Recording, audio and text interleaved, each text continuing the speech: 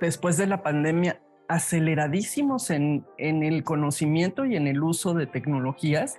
Parece ser que estos 3 años que nos dejaron encerrados en nuestra casa nos dieron muchísimas pilas y energía para poder trabajar en diversos temas.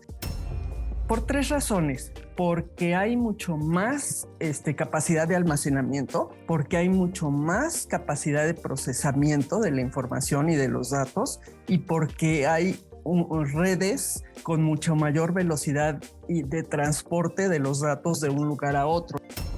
Tenemos que, a través del conocimiento de esos riesgos, construir una cultura de seguridad que nos permita pues navegar lo más seguros posibles en este ambiente virtual, como lo hacemos en el mundo real. Sabemos que los ataques ya no solo se están dando a grandes empresas, se están dando también a pequeñas empresas, y eso te puede hacer que cierres tu empresa porque te haga inoperante. Entonces, la conciencia de educarse en seguridad en el mundo virtual es muy importante. Esto es Punto de Reunión.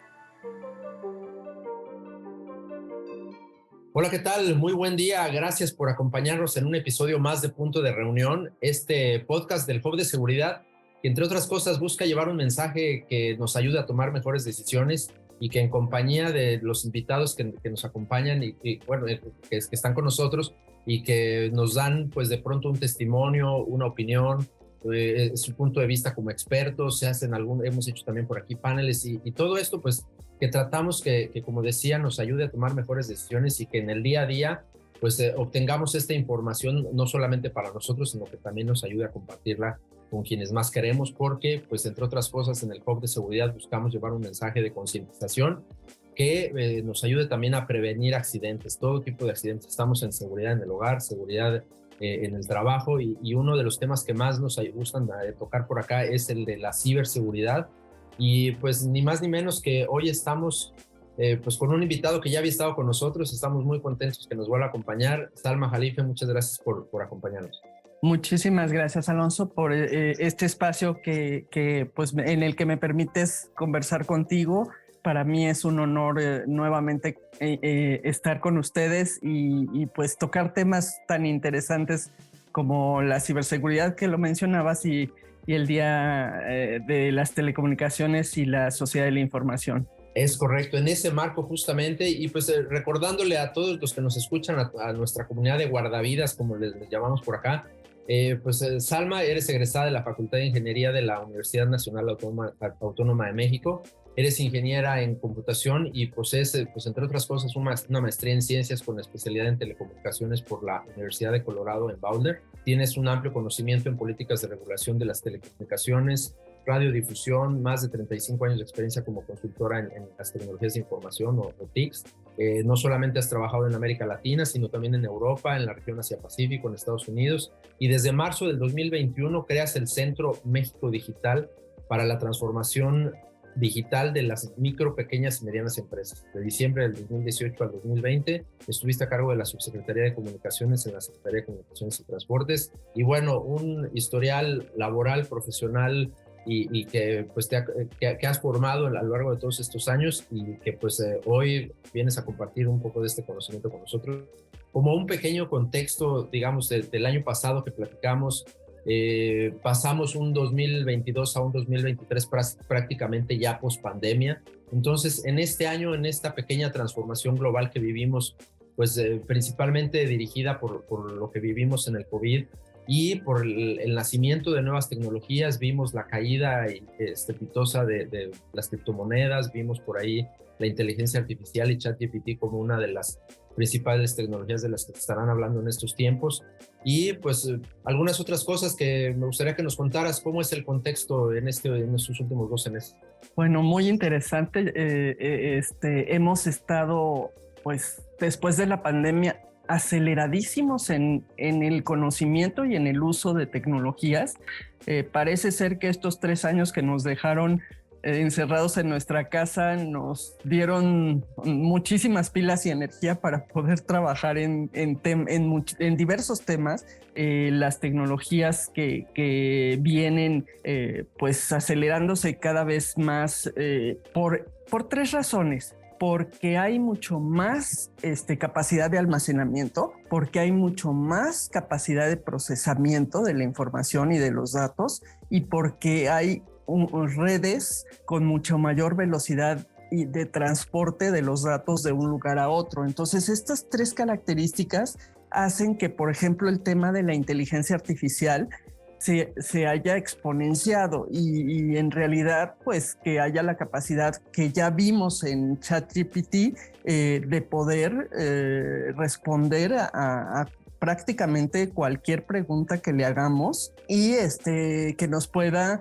pues ser un asesor pues muy privilegiado para todos los que lo hemos usado en diversos temas, ¿no? Entonces ahí la pregunta sería, bueno, teniendo este tipo de herramientas tan poderosas, ¿es factible que lleguemos a perder ciertos trabajos? Entonces, pues son cuestiones que se están dando, pero yo no alarmaría a la gente. Yo más bien los pondría, o como dicen en las casas, no te preocupes, ocúpate, ¿no? Yo los pondría a revisar todo lo que estamos haciendo. Para eso está la transformación digital, que es otro de los temas que nace después de la pandemia. La transformación de las organizaciones, tanto públicas como privadas, para que a través del uso de las herramientas tecnológicas, como puede ser desde tu WhatsApp hasta algo mucho más complejo como un blockchain, como una realidad virtual y aumentada, como la misma inteligencia artificial u otras tecnologías, para que tú identifiques en qué partes tu organización puede tener estos cambios, estas transformaciones digitales y te permitan ser mucho más eficiente, ser mucho más efectivo en la respuesta, ser un actor importante para tus clientes o usuarios o consumidores, en el sentido de que tú les puedas dar una experiencia agradable, y no solo agradable, sino también personalizada, ¿no? Todo eso estamos escuchando día a día. Y entonces esta transformación digital junto con todas estas tecnologías nos van permitiendo como organizaciones y como personas, porque también el entretenimiento ha cambiado la forma en la que lo vemos. Antes pues teníamos una programación determinada para ver películas, y hoy podemos escoger desde cualquier dispositivo, con cualquier empresa que ofrece estos servicios de streaming en tiempo real. Entonces, pues ya hasta nuestra forma personal de entretenernos es diferente. Ha cambiado. Sí, definitivamente. Entonces, en realidad yo sí considero que todos, desde la posición en la que estemos, necesitamos pues leer un poquito más de todas estas tecnologías, tratar de identificar o acercarnos a gente que las conoce mucho mejor, y que podamos ir acompañándonos en el futuro de nuestras organizaciones y de nuestra vida personal, para poder utilizarlas y aprovecharlas para lo que fueron diseñadas, ¿no? Ese sería mi primera reflexión, Alonso. Muy bien. Gracias, Alma. Y ahora, pues vemos un México, un país que pues está en una situación bastante curiosa, bastante peculiar, en donde la inestabilidad política que hace pues de un presidente, no me quiero meter en la parte política de criticar en este momento al gobierno, pero lo quisiera definir como un presidente que ha creado cierta incertidumbre. Por otro lado, una oposición que pues no ha podido fungir como tal, como oposición, y que en medio están un montón de cosas que se han quedado a medias, que se han detenido, centros de investigación que pues se ven limitados en sus facultades, en sus presupuestos, el impulso que se le venía dando al uso de las nuevas tecnologías, que también se ve completamente detenido. Entonces, pues de pronto quisiéramos ver que todas las cosas favorables que pasaron post pandemia, este encierro que nos hizo conocer más de tecnologías, quienes no usábamos herramientas como la que hoy tú y yo estamos utilizando, que es esta plataforma Zoom para hacer interacción en vivo, y que en escuelas, en oficinas, de pronto se volvió la actividad del día a día. Hoy todos, bueno, una gran parte de la población la aprendió a utilizar. Muchas personas que no estaban en absoluto contacto con Internet tuvieron que meterse a este carril porque no les quedaba de otra, porque era una cuestión de indispensable para seguir sus actividades. Entonces, lo que quiero decir es, después de que pareciera que se nos abrieron muchas puertas, aún todavía vemos que hay mucho rezago, todavía vemos que hay muchas escuelas a las que no les llegó Internet, todavía hay muchas empresas a las que no pudieron sobrevivir en la pospandemia por falta de tecnología, en algo tan sencillo como tener sus productos enlistados en una plataforma de entrega de alimentos como Uber Eats, y por el simple hecho de no tenerle en esa plataforma, pues eso me dejó fuera, ¿no? El desconocimiento de las tecnologías. Entonces, pues nuevamente, en este contexto, ahora pues hacia dónde tenemos que voltear a ver, hacia dónde tendríamos que estar buscando quienes ya estamos involucrados, cómo podemos ayudar a quienes no, y los que no, pues hacia dónde tienen que acercarse, buscan esta capacitación independiente, este autoaprendizaje, se acercan con alguna institución, tienen que buscar la manera de pagar un curso especializado, o cuál sería esta visión a corto plazo para todos nosotros. Mira, hay varias formas de atender esta problemática, si es que se le puede llamar así, para quienes pues los agarró de sorpresa, ¿no? Esta transformación digital y esta evolución de las tecnologías. En realidad, por ejemplo, en Centro México Digital estamos midiendo este desarrollo digital a través de un índice que se llama Índice de Desarrollo Digital Estatal, y lo pueden encontrar en www.centromexico.digital, perdón. Y este índice utiliza ciertas variables que son importantes para saber cómo estamos y cómo podemos reaccionar ante esta situación. Por un lado está tenemos el pilar de infraestructura. Es decir, tenemos que ver qué infraestructura hay alrededor de nosotros para poder identificar pues qué tecnologías podemos utilizar, ¿no? Sabemos en muchos de los casos que a pesar de que hay infraestructura en ciertas ciudades, no se da con la calidad que se debiera de dar, y entonces pues algunas personas que quisieran tener datos de alta velocidad pues no los pueden tener por la falta de una infraestructura homogénea, ¿no? O con una alta calidad y disponibilidad. Por otro lado, pues hay muchas brechas, ¿no? Hay brechas de asequibilidad, es decir, el quintil más con poder adquisitivo menor en México, el primer quintil, es el quintil que está sufriendo mucho más porque ellos no tienen la capacidad de ingreso para poder tener una renta mensual para adquirir un internet o para tener un dispositivo inteligente que les permita hacer pues más actividades en su teléfono que tener un teléfono simplemente para utilizarlo para voz y datos de baja velocidad, ¿no? Otra brecha que hemos encontrado es la brecha de edades. Hay muchísimos adultos mayores que no saben cómo utilizar el internet y que les da miedo o no saben a quién acudir para poder resolver este problema de brecha, ¿no?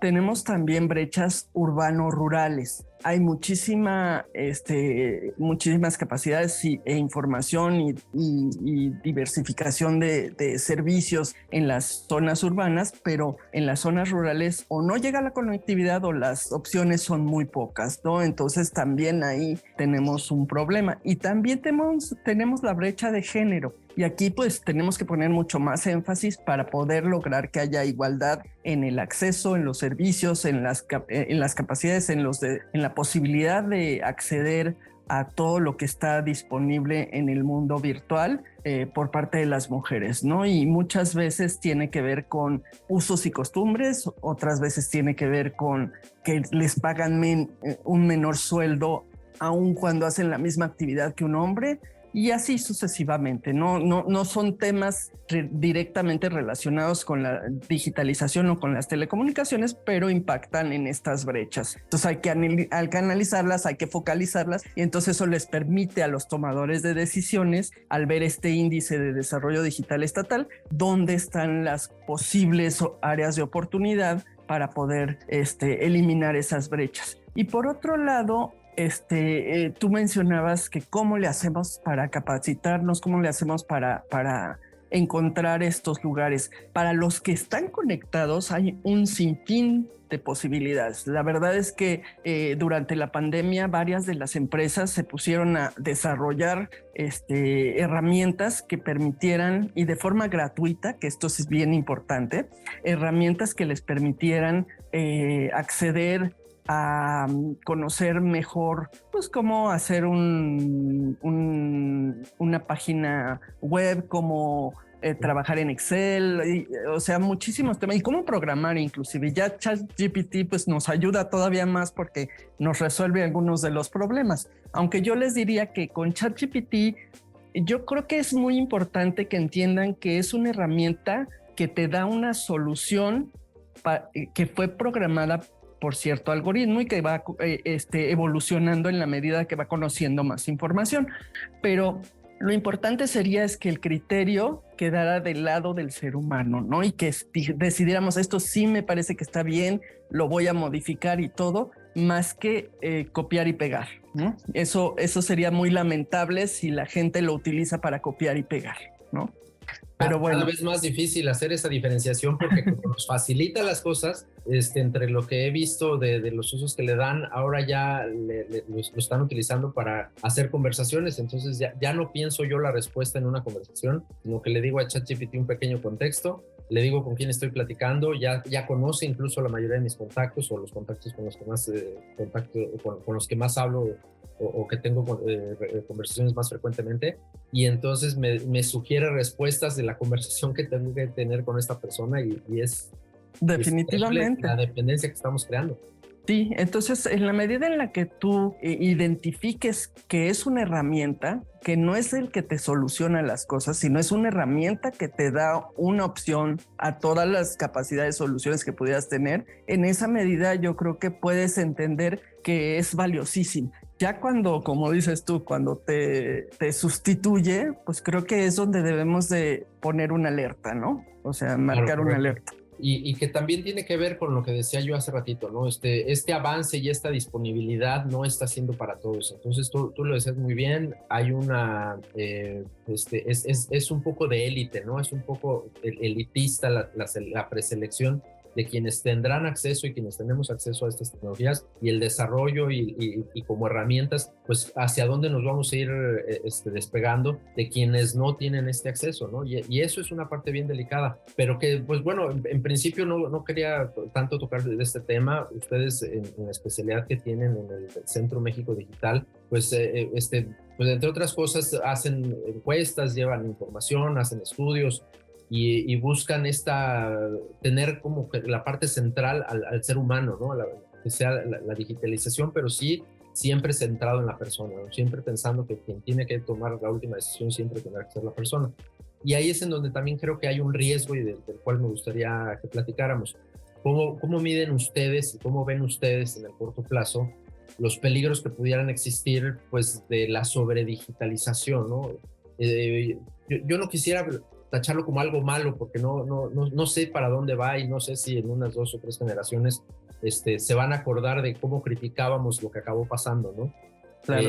Entonces, pues simplemente tú cómo lo ves, ¿no? Nos va a volver más digitales, pero nos va a volver menos humanos, menos éticos, menos amorosos, menos empáticos. O sea, estaremos perdiendo un poquito la sensibilidad para ganar otras cosas que también van a ser muy buenas, que van a ir enfocadas hacia nuestro desarrollo como especie, hacia las nuevas tecnologías, hacia curar enfermedades, hacia muchas bondades también, pero pues que habrá una diferenciación, ¿no? O sea, ¿cómo ves esa parte? Yo considero que hay una función ahora mucho más fundamental en el ámbito familiar y en el ámbito educativo de las escuelas, ¿no? En el académico más bien de las escuelas. En realidad necesitamos reforzar el aspecto de que son herramientas que nos ayudan a vivir con mayor bienestar, que son herramientas que nos ayudan a facilitarnos los trabajos y a hacernos pues mucho más eficientes o más efectivos en lo que estemos realizando, pero de ninguna manera nos deben de sustituir aspectos humanos ni violentar nuestros derechos humanos, que eso es muy importante. Entonces, las tendencias que se están dando hoy en día es hacia proteger los derechos humanos. De hecho, hay un fuerte movimiento, y tú lo mencionabas antes de que entráramos al aire, el tema de que hay ciertos países que están cerrando sus puertas a ciertas tecnologías, seguramente porque no tienen una dinámica o un marco general que les permita monitorear o observar todo lo que está pasando con estas tecnologías, y lo tienen que cerrar para sentarse a ver cómo van a responder. Pero yo considero que ya todo lo que se desarrolle va a tener que estar planteado desde una visión de ética. Por un lado, ya se está manejando mucho. La UNESCO sacó un documento sobre la ética de la inteligencia artificial que recomiendo que lean muchísimo. Y por el otro lado, de que el uso para el beneficio de la humanidad de todas estas tecnologías, ¿no? Entonces, obviamente no podemos cerrar los ojos y dejar de ver que existe el dark web, que existen todas estas crackers que intentan estar metiéndose en las pues, máquinas, e inclusive amenazando en el mundo virtual. Pero sí tenemos que tener... de lo prohibido, ¿no? Que van de la ilegalidad a la piratería, el tráfico de diferentes tipos de cosas, el software pirata, robo de identidad, bases de datos de gobiernos, un montón de cosas. Sí, entonces ahí nosotros tenemos que también construir una cultura de seguridad en el mundo virtual. O sea, así como nos la dan desde que somos pequeños, cuando vamos a cruzar una calle, que nos dicen voltea a los dos lados, aunque sea una calle de un solo lado, sabemos los riesgos que hay. Entonces tenemos que, a través del conocimiento de esos riesgos, construir una cultura de seguridad que nos permita pues navegar lo más seguros posibles en este ambiente virtual, como lo hacemos en el mundo real, ¿no? Y que las organizaciones que se dedican a pues proteger o a regular este universo, pues primero monitoreen, primero hagan una revisión de cómo está evolucionando, y después vayamos poniendo pues algunas regulaciones que nos permitan que no frenen el desarrollo tecnológico. Eso es bien importante, que no frenen el desarrollo tecnológico, pero que permitan que haya una convivencia sana, que haya competencia, que haya todos estos aspectos que permiten que no perdamos nuestras libertades ni nuestros derechos humanos, ¿no? Entonces, creo que vamos a tener que ser más conscientes desde más pequeños de los riesgos que tenemos, y entonces construir sobre esa base una cultura de ética y una cultura de seguridad que nos permitan tener la confianza que tenemos en el mundo real, en este mundo virtual, ¿no? Me gustó mucho la analogía que hiciste de que tenemos que empezar a educarnos y a educar a quienes son padres y a quienes tienen pues una zona de influencia sobre terceros, a educar también sobre los principios básicos de los usos de las tecnologías, algo tan sencillo como cruzar la calle, ¿no? Claro. Este ejemplo porque pues tenemos que aprender pues cosas muy básicas del uso de un dispositivo móvil, si va a estar conectado al internet, y después de nuestra primera computadora en las escuelas, y después pues si ya fuimos adultos, no tuvimos la oportunidad de aprender de chicos, pues, bueno, como adultos también empezar por ese ABC de seguridad. Y nosotros hacemos mucho énfasis de que la tecnología es maravillosa, es una cuestión que pues bueno nos ha revolucionado y nos seguirá revolucionando, y hoy de manera exponencial con todo lo que se está desarrollando, pero que también tiene sus precauciones, ¿no? También hay que medir qué tan adentro nos vamos, qué tan rápido queremos avanzar. Una vez que uno entra a este mundo, pues ya no te quieres salir, ya no lo quieres dejar, y Claro. se vuelve tentación, ¿no? Y entonces pues empiezas a rascarle un poquito más y un poquito más y un poquito más, pues bueno, siempre de la mano de una estructura ética y de valores que nos ayude, pues ya en un futuro, una vez que controlamos la tecnología, pues ya no nada más para nuestro beneficio, sino para empezar a ayudar a los demás. Claro, claro, y sobre todo a los que no están todavía en este mundo. O sea, tenemos esa brecha, pues una deuda bien grande. Creo que son alrededor de, si no mal recuerdo, 720 millones de personas que aún están fuera de la conexión a nivel mundial. Entonces, pues sí necesitamos trabajar muy de cerca y sobre todo también esta brecha que te decía de género, es mayormente mujeres las que están fuera de esta oportunidad de utilizar estas herramientas para cualquier cosa.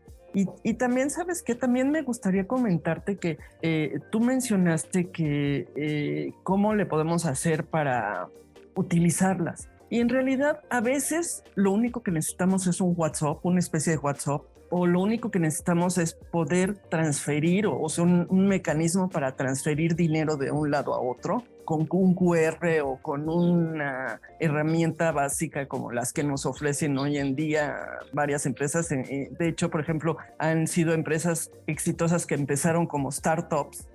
Y ahí también quiero mencionar el tema del emprendedurismo. Es bien importante, pues, innovar. Y es algo que también nos tienen que enseñar desde pequeños. Entonces, muchas veces creemos que necesitamos el blockchain para resolver una cosa muy sencilla y quizá lo único que necesitamos son estas herramientas tan básicas y que están al alcance pues de la mayoría de las personas y que te pueden resolver un tema, por ejemplo, las tienditas que se quedaron en la pandemia fuera. Hubo una diferencia muy grande entre las que adoptaron estas herramientas para poder cobrar con tarjeta de crédito y para poder hacer los pedidos por WhatsApp y llevar los pedidos a quien los pedía, o sea, en la misma colonia o algo así. Y entonces eso les cambió la vida a desaparecer. O sea, se mantuvieron en la pandemia y hoy son pues empresas exitosas, a diferencia de las que no reaccionaron rápido y no pudieron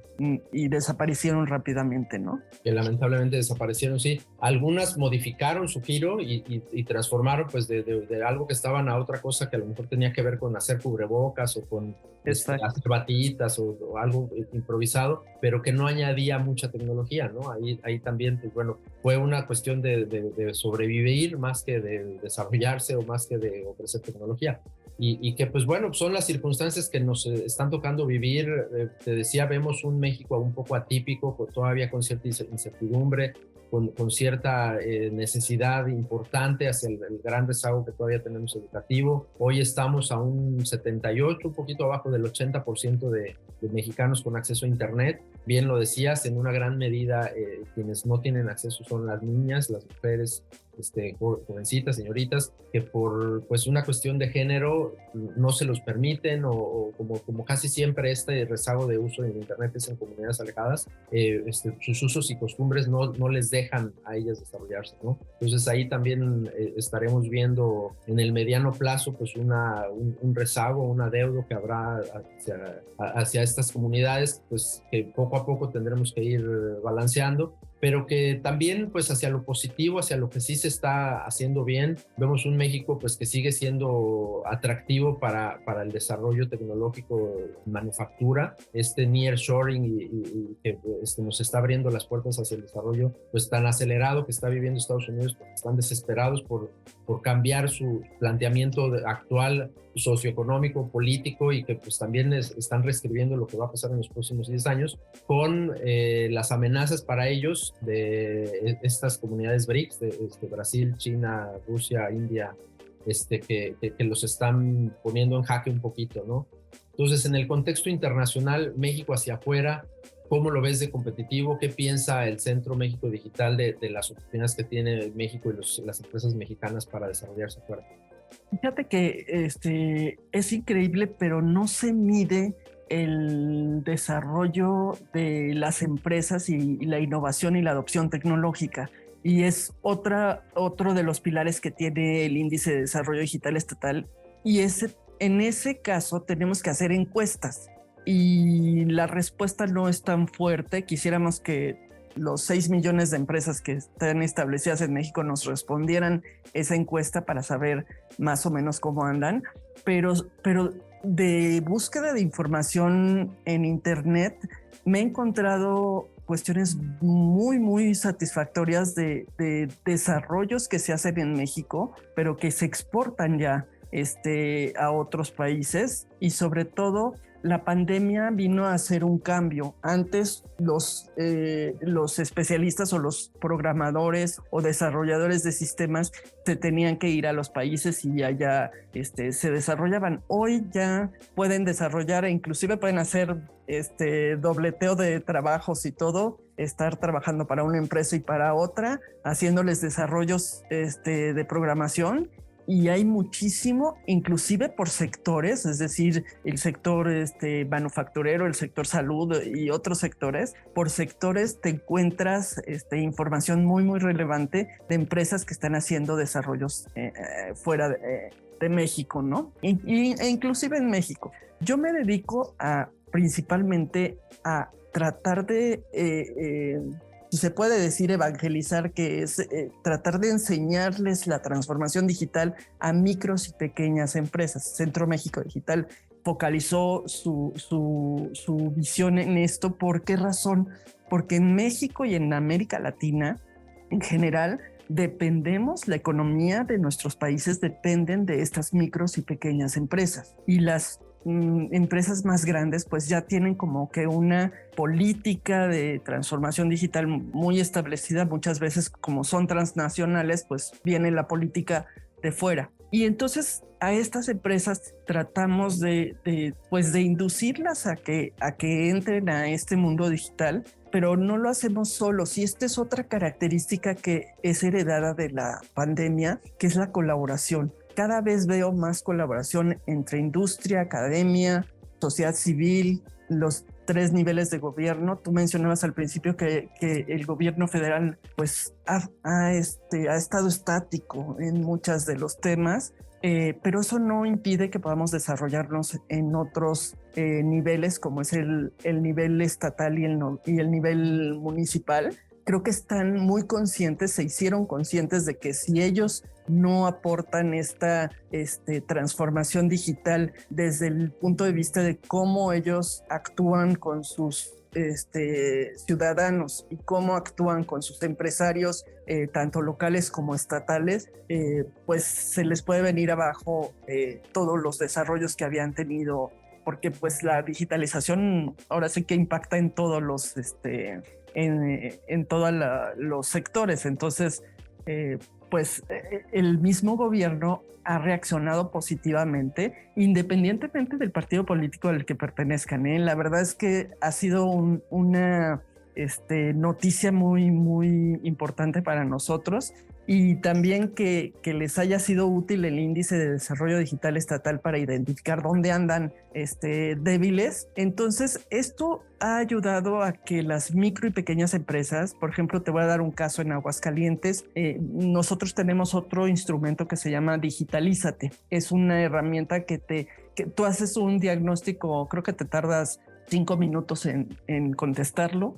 Creo que 14 minutos en contestarlo. Es una encuesta que te permite identificar cómo andas, qué herramientas estás usando para digitalizarte desde un teléfono que pues antes los teléfonos con llamadas pues era una solución para comercializar productos, o para saber si tu audiencia estaba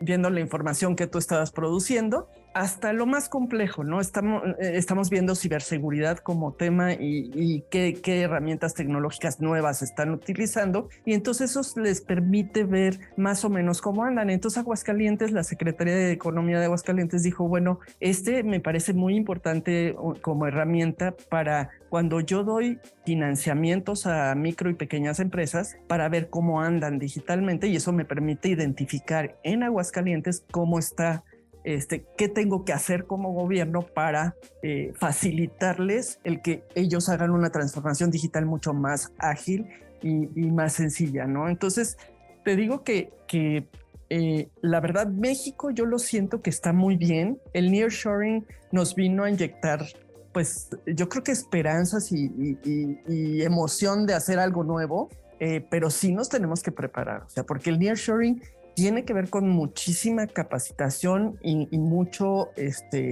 preparación de plantas o de lugares donde se deba de hacer cierto trabajo. Tiene varias etapas el nearshoring, pero si queremos al final del día ser plenamente parte de la cadena del nearshoring a nivel mundial, pues sí tenemos que prepararnos seriamente. Y eso lo han visto los estados del norte, y pues andan muy interesados en transformarse para poder pues atender todo el tema de nearshoring en nuestro país.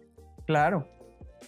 Por último, Salma, me gustaría preguntarte si tienes algún dato relevante o alguna noticia importante que de acuerdo a los estudios que han hecho nos ayude también a conocer el contexto en cuanto a ciberseguridad, porque lo mencionabas al final ahorita en estas encuestas que ustedes hacen, pues tanto empresas principalmente como en algunos casos a particulares, pero que nos ayude a ver qué tan preparados estamos también en un contexto de qué tanto nos tenemos que preparar, porque pues siempre mencionamos aquí, no es si ya te tocó, es cuándo te va a tocar un hackeo, un robo de identidad, un robo de datos, una clonación, en fin, ¿no? Hay muchas cosas a las que estamos expuestos, unas más peligrosas que otras, unas que hacen más daño que otras. Más o menos, ¿cómo es la historia en México? ¿Cómo es esa radiografía que ustedes sacan? Y algún dato relevante de que pasa más en algún lugar, en alguna ciudad, es algo más relevante, más importante que en otras. Fíjate que el que pase más en alguna ciudad o en otra no lo tengo ese dato, pero lo que sí tengo de información es que en general nuestras empresas solo atienden 2 de como 15 variables que tenemos. Las 2 variables que siempre están en el 60% de las empresas, ni siquiera en el 100% de las empresas. Las 2 variables son el tener un antivirus, y nosotros no preguntamos si está actualizado el antivirus. Este año yo creo que debemos de preguntar si tienes el antivirus y está actualizado. Y el segundo es el aviso de privacidad de protección de datos personales, que es otro tema muy importante en el que no tocamos, pero yo creo que, mira, por ejemplo, planes de riesgo, no, o sea, muy pocas personas. Ataques, tener algún sistema que les permita identificar si tienen ataques de DDoS, tampoco lo tienen. O sea, o son porcentajes del 10%, del 16%, cuando deberíamos de tener porcentajes pues de más del 80%, ¿no? De nuestras instituciones. Sabemos que los ataques ya no solo se están dando a grandes empresas, se están dando también a pequeñas empresas, y eso te puede hacer que cierres tu empresa porque te haga inoperante. Entonces, la conciencia de educarse en seguridad en el mundo virtual es muy importante, y qué bueno que lo está haciendo ustedes como actividad constante y permanente, porque la seguridad es algo que debemos empezar desde cómo hacemos nuestro password, cómo protegemos nuestra información. No respaldan la información, por ejemplo. Cuando te atacan, tú tienes que tener algún medio diferente, un disco duro por fuera si eres una empresa pequeña, o un servidor que esté fuera de tus instalaciones, alguna cuestión así, donde puedas tener un respaldo que cuando te ataquen, bueno, tú dejas ese inoperante y empiezas a trabajar con el nuevo que se supone que tiene la información al día, ¿no? Entonces, todas estas cuestiones, yo creo que es importante que sigamos insistiendo a las personas de que es muy importante que tomen acción de todas las problemáticas que están surgiendo. Fíjate que hay un tema que nunca dicen y que nosotros estamos persiguiendo. Nunca dicen de qué tamaño fue el daño, y esa información sería muy valiosa para todos nosotros, conocer de qué tamaño es el daño y por dónde te atacaron, ¿no? Esa información no la compartimos entre los que hacemos buen uso de las tecnologías. Sin embargo, los que hacen mal uso de las tecnologías se comparten todo. Lo tienen clarísimo. Todo. Entonces, algo que sí tenemos que hacer es tratar de crear esa conciencia de colaboración entre todos nosotros para poder pues contrarrestar este peso tan grande que tienen los que actúan de manera negativa de manera que podamos nosotros, pues si se le dice que es una batalla, pues al menos estar tablas o ganar esta batalla, ¿no? Saber que podemos enfrentarla. Pues por último, Salma, preguntarte, en Centro México Digital ustedes dan webinars, dan pláticas, hacen encuestas, tienen base de datos de información. ¿Cómo los podemos encontrar? ¿Qué más nos puedes ofrecer? ¿De qué manera podemos sumarnos con Centro México Digital? Nosotros lo que hacemos es trabajamos con infografías muy sencillas, muy simples, con lenguaje pues más cotidiano. También tenemos tenemos un newsletter en el que se pueden suscribir en la dirección que les di, www.centromexico.digital. Ahí pueden encontrar videos de cursos que se dieron. Hay cursos de cómo puedes hacer datos abiertos, hay cursos que se dieron sobre la protección de la seguridad en infraestructuras críticas, que ese es otro tema que México necesita trabajar muchísimo en infraestructuras críticas, y así una serie de seminarios o cursos que hemos desarrollado a lo largo de los 3 años que tenemos. No damos directamente cursos, pero podemos facilitar que conozcan a quiénes les pueden dar los cursos. En esta herramienta que les comenté de Digitalízate, que también la pueden encontrar ahí, en Digitalízate, una vez que terminas de hacer tu autodiagnóstico, hay un catálogo de empresas que tienen diferentes temas de capacitación o de cómo hacer tu página web o de cómo tener presencia digital o cómo hacer comercio electrónico y todo eso. Entonces es un catálogo que nosotros les pedimos a las empresas que nos den la información, nosotros la ligamos, no intervenimos en nada, sino la ligamos para que la gente que vea los catálogos pues pueda libremente elegir qué es lo que le interesa más de ese catálogo, ¿no? Claro.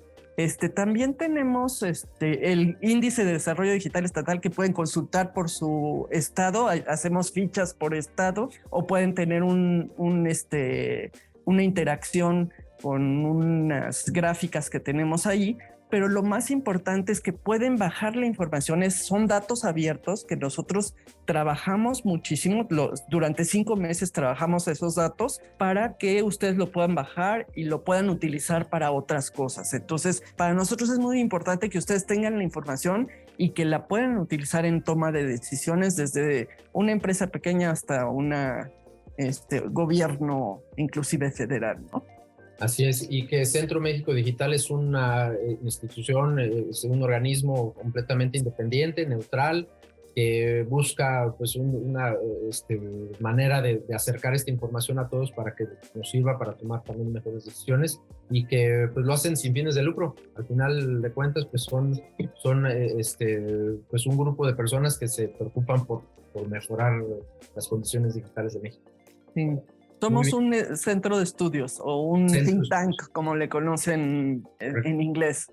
Un centro de estudios, correcto.